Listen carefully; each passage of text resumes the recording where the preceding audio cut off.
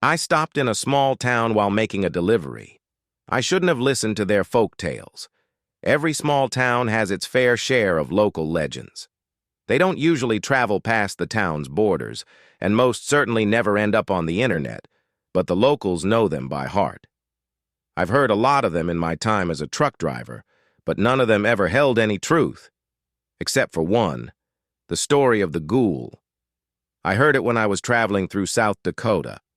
I had stopped driving for the night, as I was just too damn tired, and it was so humid out that my windshield started to fog up.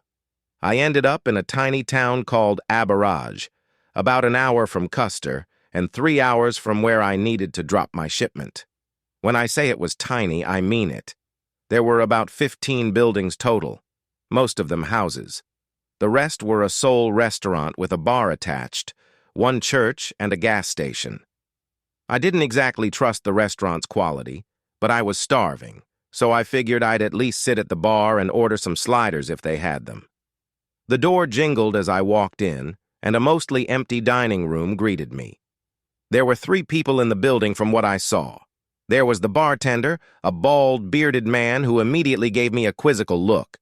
The only other person at the bar was a young woman who was drinking a labelless beer and didn't even turn her head to look at me when I sat down. I was clearly the outlier here. I wasn't exactly welcome, and I felt it. Still, I picked up a menu and tapped the beer I wanted. When I took my first sip, she finally spoke. "I haven't seen you before." Her voice was equal parts rough and soothing. I was startled, but I pride myself on being polite, so I turned to face her and tried to make small talk. "I'm not from around here, I'm just passing through." "I figured.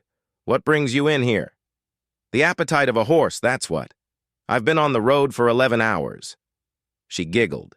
She wasn't bad-looking, but wasn't exactly my type either, so I hoped she wouldn't confuse my jokes as flirting.